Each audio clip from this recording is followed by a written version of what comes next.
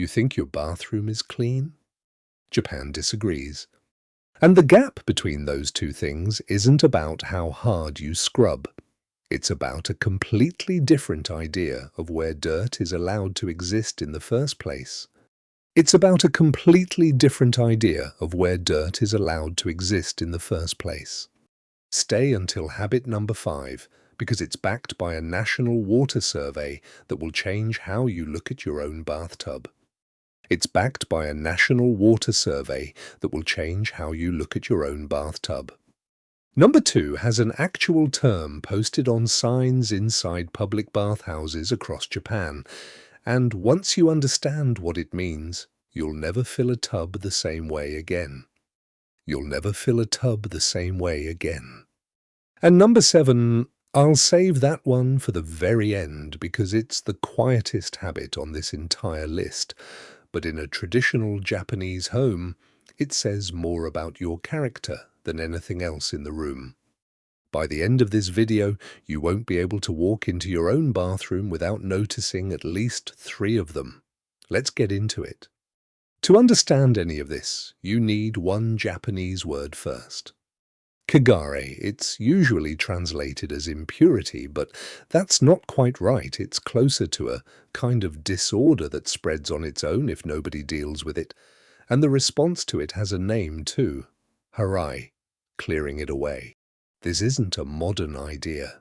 It's Shinto, and it shows up right at the entrance of nearly every shrine in Japan, where visitors stop at a stone basin called a temizuya to rinse their hands before going any further, even when their hands already look perfectly clean. Nobody explains the rule to a visitor standing in line. They just watch the person in front of them do it and do the same. You've probably felt it before without ever having a word for it. That specific, hard-to-name unease in a bathroom that looks clean on the surface but somehow doesn't feel finished. Keep that word in mind.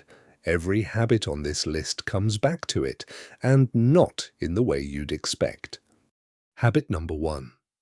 Most people never notice this until it's pointed out. In an American bathroom, there's just one floor. Sink, shower, toilet, all the same tile, and you walk across every inch of it in bare feet, without a second thought. Straight from brushing your teeth to sitting on the toilet to stepping into the shower. In Japan, this doesn't happen. The toilet is treated as its own separate zone, almost always its own separate room with its own door. And the moment you step in, you swap your house slippers for a dedicated pair that lives only inside that doorway. You never wear them past the threshold. You never wear your hallway slippers in, not even for a second, not even just to grab something. It's the same instinct as the genkan, the sunken entryway where a Japanese home draws its very first line between outside and inside. This is that exact line drawn a second time, one room deeper into the house. The Japanese term istoire suripa, toilet slippers, and it's one of the most literal expressions of kegare in the whole house. The toilet is understood to hold the highest concentration of it, so the fix isn't to clean harder once a week. It's to draw a hard line at the doorframe and never let it cross, even on the sole of a slipper, every single day, without exception, for as long as the household exists. There's a practical payoff hiding in there too, not just a symbolic one. Bacteria genuinely do travel on foot traffic room to room, riding on socks and slippers and bare skin, and a bathroom that physically stops that transfer at one doorway needs far less disinfecting spray, far less deep scrubbing, and far less worry about what's actually being carried into the kitchen an hour later. It's such a deeply ingrained habit that Japanese children pick it up before they can read, correcting adults who forget. Researchers who've swabbed shoe soles for bacteria have consistently found things like E. coli present on the majority of them, which means every barefoot walk from your toilet to your kitchen sink is carrying more than you'd probably like to picture. The shift. The boundary isn't the four walls of the room, it's the exact point where the floor changes. That's your first boundary. And in a Japanese bathroom, that same boundary doesn't stop at the floor. Habit number 2. In most American homes, the tub and the shower are the same fixture, doing double duty. You stand in it, lather up, shampoo, shave, and the soap, the water, and everything it's lifting off your skin, all mixed together in the exact basin you're planning to sit down in a few minutes later. In Japan, that would defeat the entire point of the bath. The actual washing happens outside the tub entirely, sitting on a low plastic stool with a handheld shower head within arm's reach. Soaping up, shampooing, rinsing off completely before you ever let a single toe touch the water inside the tub. Only once you're already clean do you step in, and once you're in, you're not washing anything at all. You're soaking, sometimes for 20 minutes, sometimes with the whole family taking turns. There's a term for the rinse that happens right before you enter, kakeyu, a pour of hot water over the body, and it's such an established rule that it's posted directly on signage inside public bathhouses and hot spring baths across the country, right next to the entrance. The tub itself even has its own name, separate from the shower, ofuro. Unlike a Western bathtub, it's usually built deep and narrow, made for sitting upright, with your knees bent, not lying flat. It was never designed to wash a body.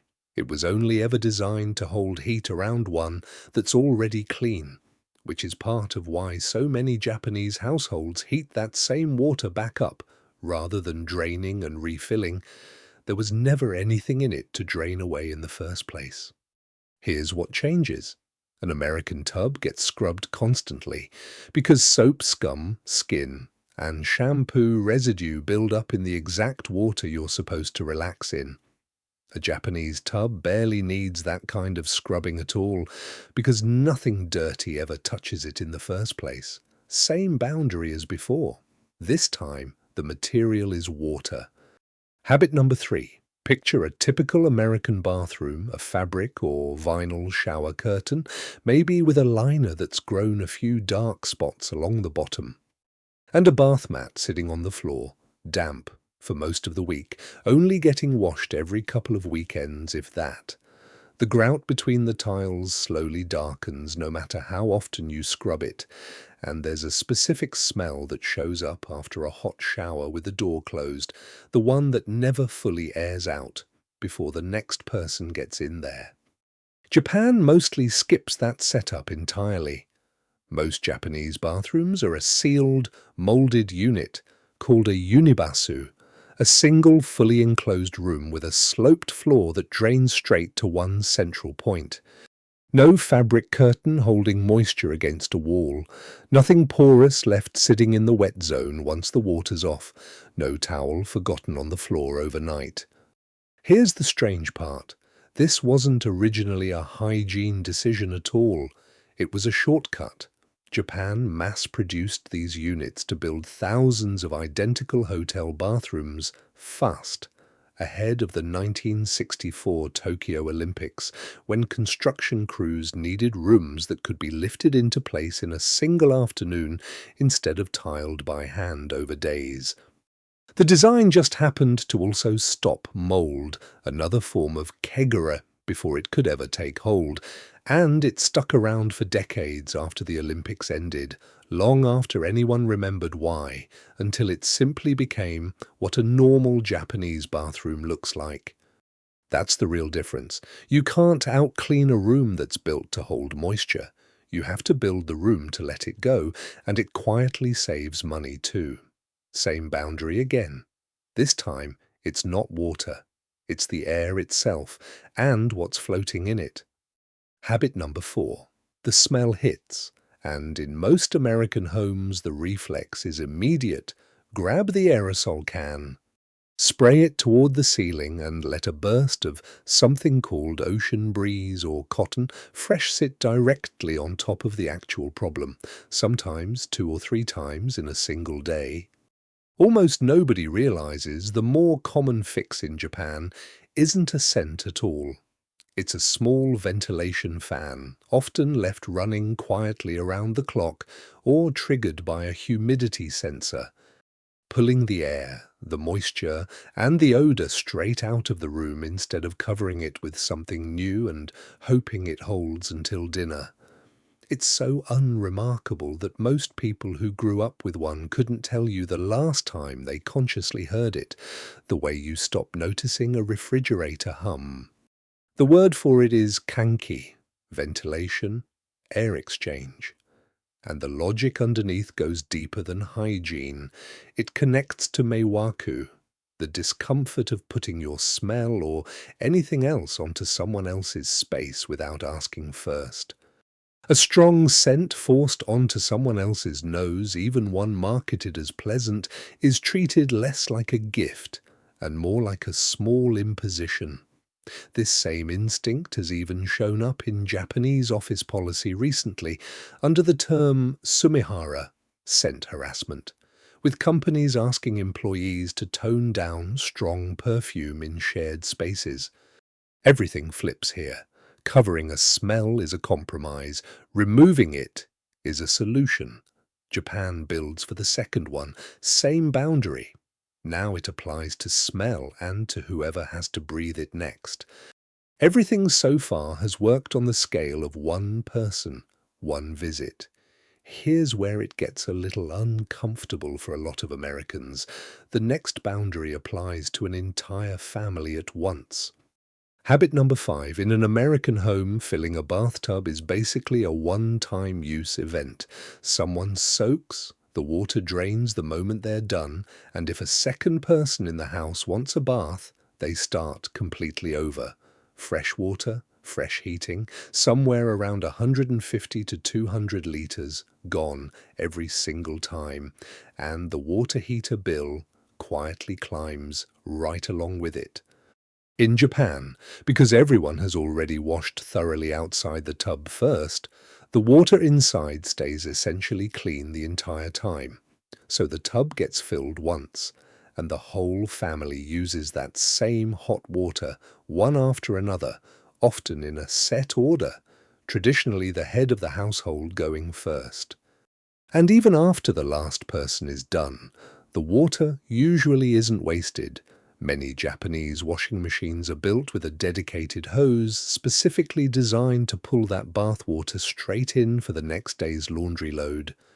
National water surveys have found that bathing eats up something like 40% of a Japanese household's total indoor water use, the single largest slice of the pie, well ahead of laundry, dishes, or anything running from a tap, which is exactly why reusing it isn't treated as some quirky, frugal habit.